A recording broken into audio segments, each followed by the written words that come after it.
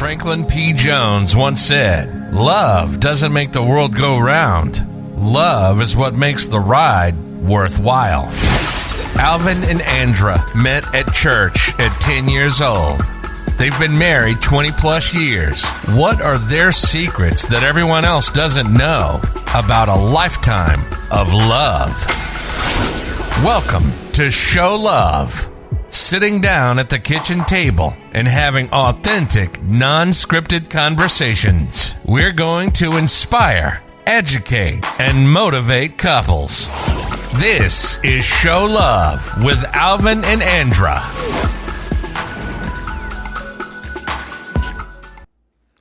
Woo! Episode 9. I know, I can't believe it. Ain't that something? We down to episode 9, and we got some items we're going to discuss this evening. So, baby, what does show love mean? I got a few questions that come. People ask me, what do they think when they say show love? What y'all mean by show love? Well, first of all, I feel like showing love is an action word. Exactly. It's not so much just saying you love someone.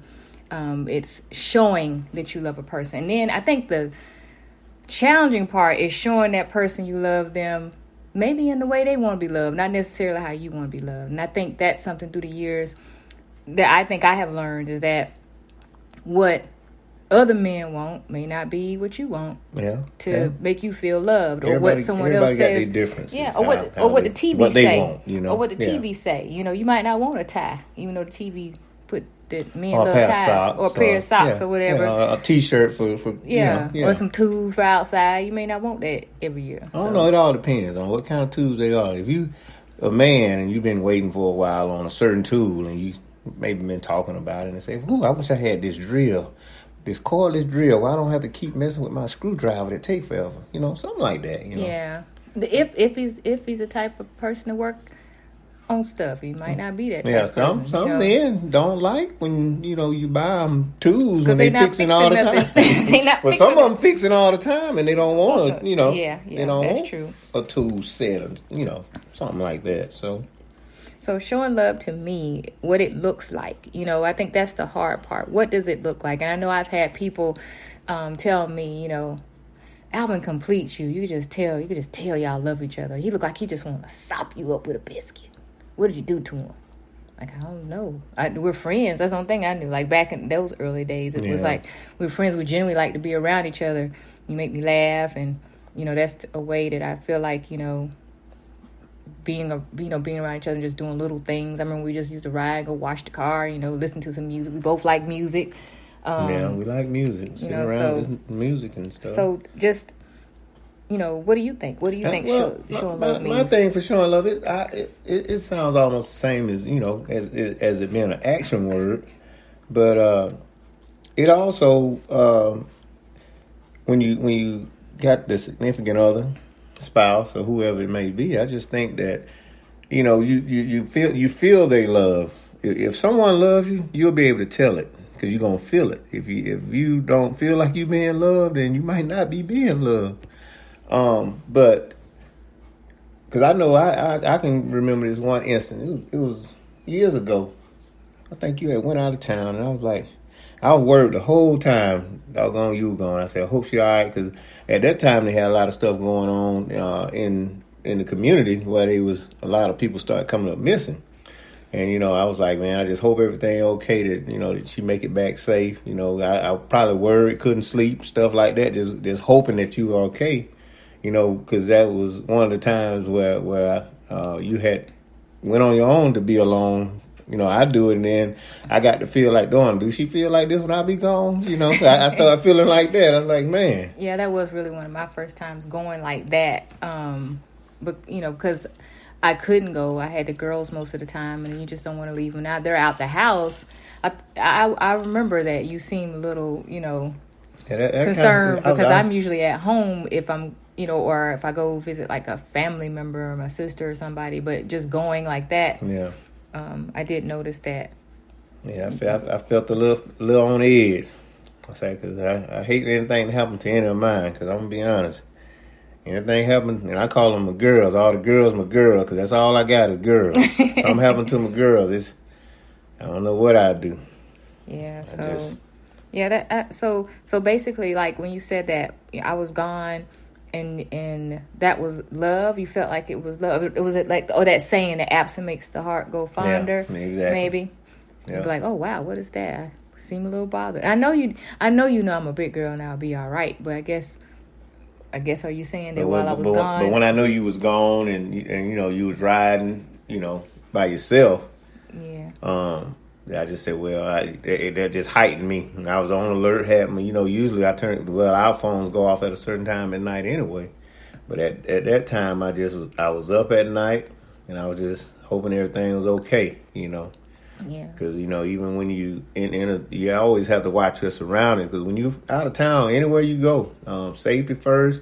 You never know who's watching you. The local people can tell people that are not from that area. And they be looking. And then I'm slick scary. You know that too. I know. And you wear that look of scary on your face. So yeah. I know exactly where you're coming from. And so I guess what we're describing is it's an unconditional love. It's like you don't know.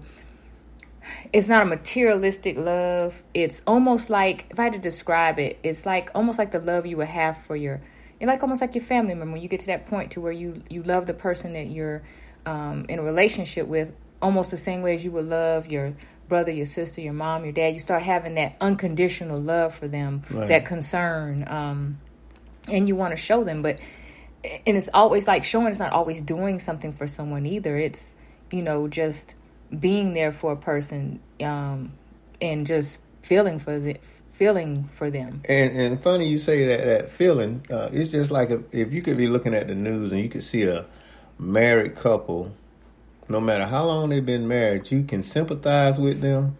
If something happens to their spouse, it's almost like you feel it. You do. It's like, especially if they've been married for a long time. Yeah. And you know what? It's like that first thing you think is, they got that little saying that they might not last, 5 years? 5 or 6 years after the spouse passes away. Especially when they've been together a very, very long time. And then the spouse that's behind, usually you can tell they're just heartbroken. Yeah. There is nobody else after you've been together for so long. When you've been together for a long time, it's hard to say, hey, I'm going to push the reset button and start over. No, it don't usually go like that. You usually, because that thought of that person to be in your head all along, no matter after the time after it happens. I mean, it'll go years and years.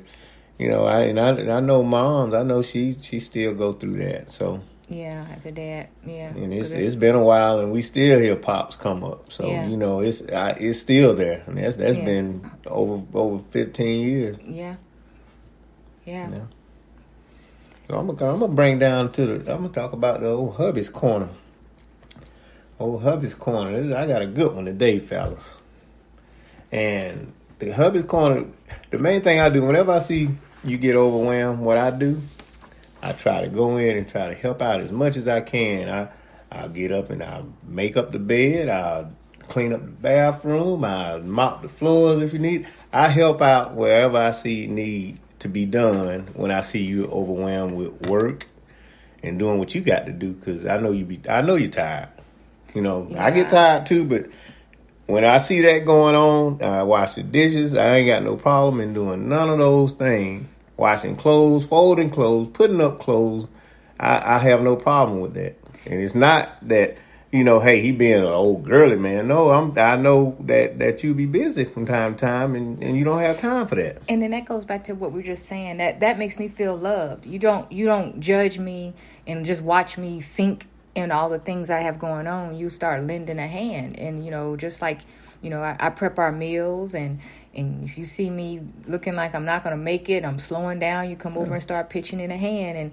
And that makes me feel really good. It actually makes me be able to keep going and being dedicated to doing the things that I need to do. Because everybody needs help sometimes, which is something I normally in the beginning didn't ask for, because, when we first, in our early years, I love to go back to our early years, because I feel like if anything, this podcast can help people who are just getting started to know that it don't always stay the way it is if you keep working at it. And I know at the beginning, I was the woman. That was my job. I felt like that was my job. If you came over helping me, I'm like a little insulted, because that's my job. Or you're in the beginning of your relationship, you feel like he helping me. He trying to say I'm not I'm doing what I'm supposed to be doing. You hadn't said a Man, word. you kicked me out the kitchen. Yeah. Kicked me out the kitchen and said, I got this. I'm trying to cook. Don't be over here messing with stuff, you know. I can cook. No. It's my job, you know. I had to bow out of that. Well, I will say I'm glad I got over that. I love you being in the kitchen with me. I like when we share the responsibility sometimes, and you can cook. So, so I like that hubby corner. You have anything else in the hubby corner? That was a good one. So you pitch in and help.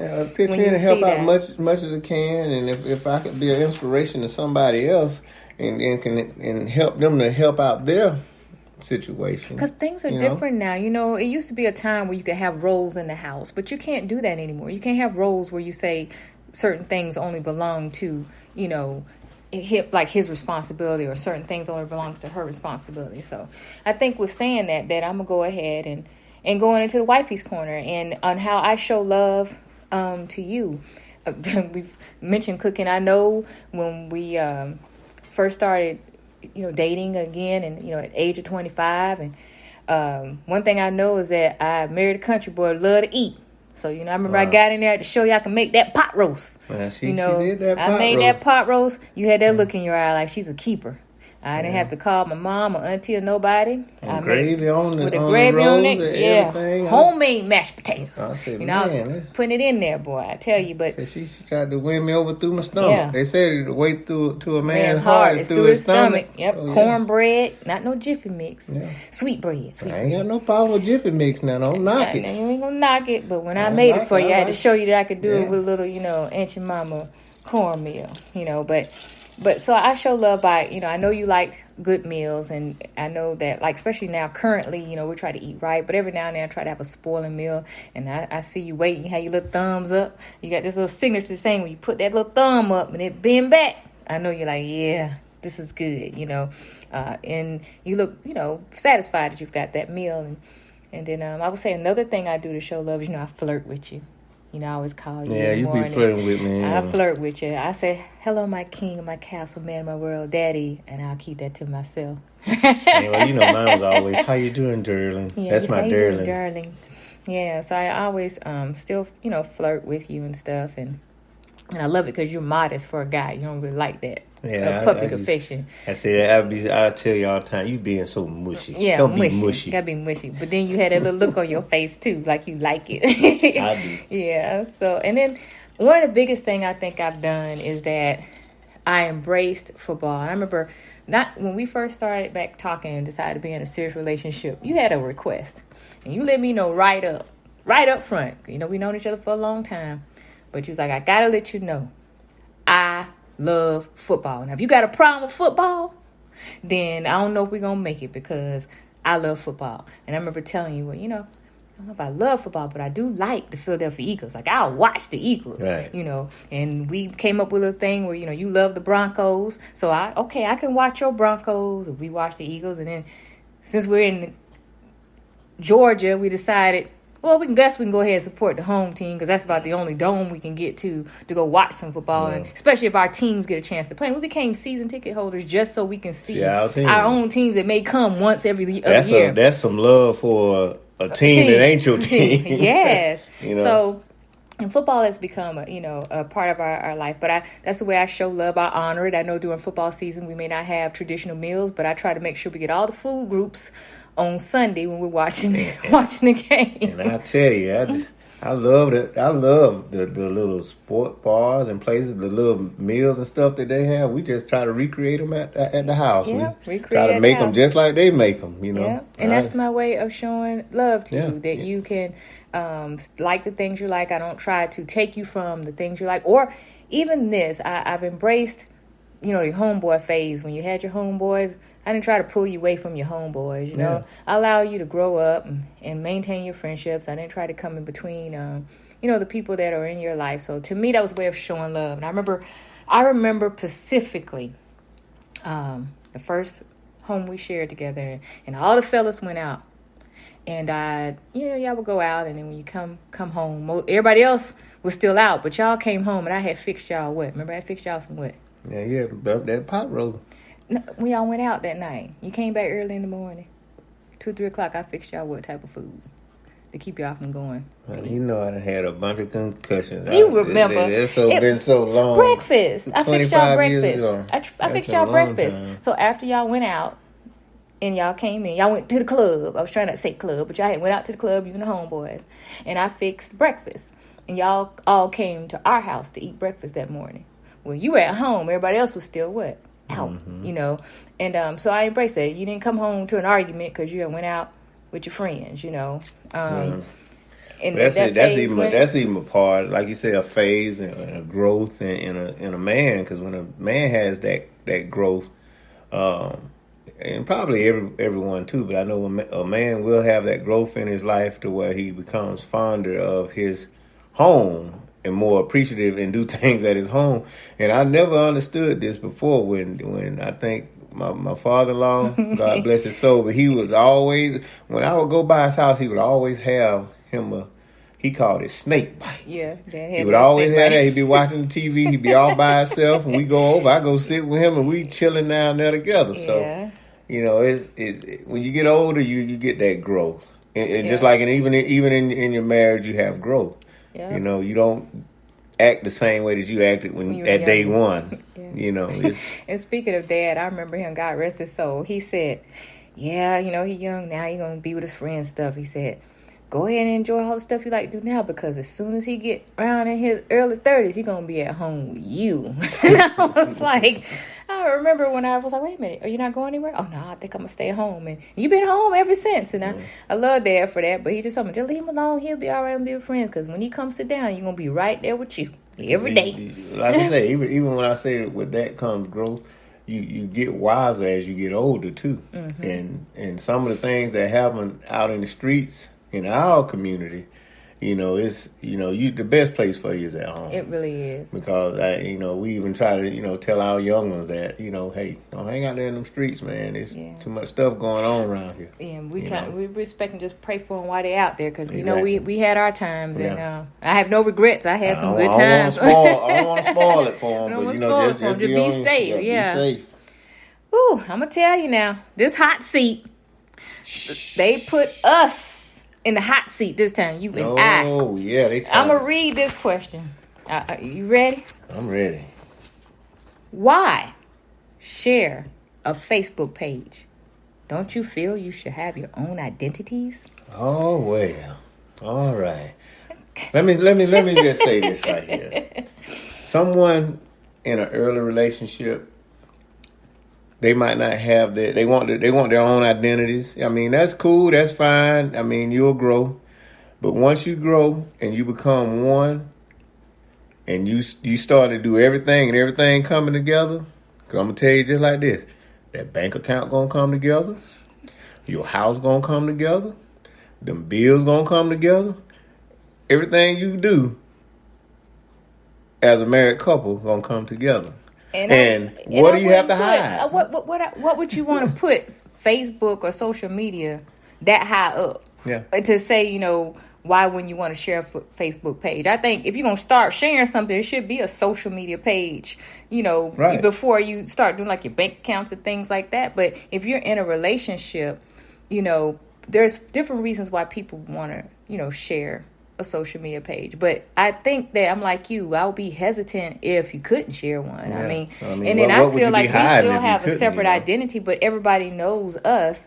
We kind of as one anyway. Having two was kind of, too much. We would sit together and scroll down on the same stuff. Did you see what so and so put on there? So now I don't see a problem with it. Yeah, I know. So I think it's a preference, though. Yeah. It is a preference. I will say that. You had discussed, we used to have separate pages, and then we got off completely. But when we decided to be couple for couples, it, kind of required us to have one. But I will say this, when we had separate Facebook pages, we had more quote unquote friends reach out and just say hello or whatever, right, behind the scenes in the messenger, that just kind of completely went away.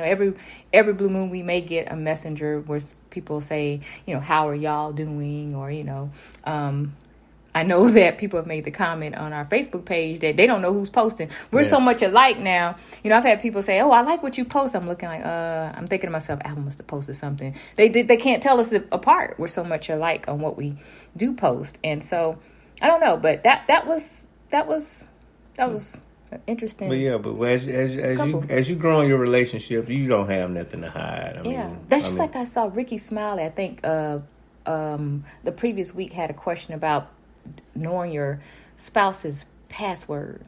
right. That's similar to that. I guess when you're younger, you're more guarded, like with everything. I could see that too. Yeah. When you when you first getting into your relationship, You're guarded. I could see that. You you're protecting yourself, and I don't want this person to know this. Yeah. I'm just meeting him. I don't want him all up in my space, and even that's when you're first getting married, you're gonna feel that way and stuff.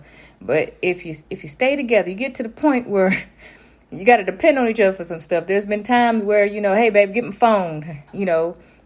I have your password. You get my phone. We have password because it's at the we help each other and stuff now. But we have nothing to hide. Not looking for things and stuff. But everyone who shares a Facebook page is not due to infidelity. No, that's not it. I mean, that's probably the first thing that people that comes to their mind, but that's not. Yeah, not everyone does it for that. I really feel like Facebook, if they wanted to promote marriage instead of, I know I've heard a lot of people breaking marriage, they need to have one that says page, couple. You know what I'm saying? Exactly. So you wouldn't have to. Now I did notice that when we put our pages together that you could pick a pronoun for they. So what's the point of that if you don't? But I think it's a preference, though. I think it's a preference. It takes a trusting couple to be able to share a Facebook page. Good one, right? Yeah, that's a good one. Yeah, I mean, it's a good one. But hey, like I said, everybody is sharing a Facebook page. If they married, they ain't hiding nothing. They out in the open. Everything is the same for both of them. I mean, yeah. So that was a good one. I just want to encourage all of our listeners that are listening, do us a huge favor. If you're listening to us on YouTube, subscribe and like. If you are listening to us on a podcast, like or follow. We appreciate the listeners. We're going to keep doing this. We've had a lot of great feedback. And if you have a question for the hot seat. For the hot seat. Exactly. It get kind of hot now. It get kind of hot. You can call us and leave a message or text message or voicemail at 762-499-2005 or visit our webpage at www.coupleforcouples.com. And as always, this was interesting. We want you to do what? Hey, show love.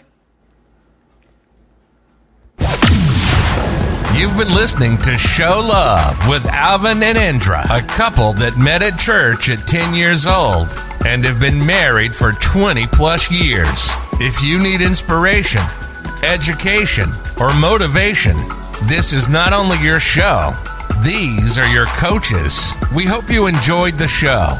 We know we had fun doing it, and we'll be back soon. But in the meantime, reach out on social media at Alvin and Ann or Couple for Couples, and find our website at www.coupleforcouples.com. Find us on most podcast platforms at iTunes, iHeartRadio, Spotify, YouTube, Google Podcast, and now on Amazon Music. Till next time, dream without fear. Love without limits.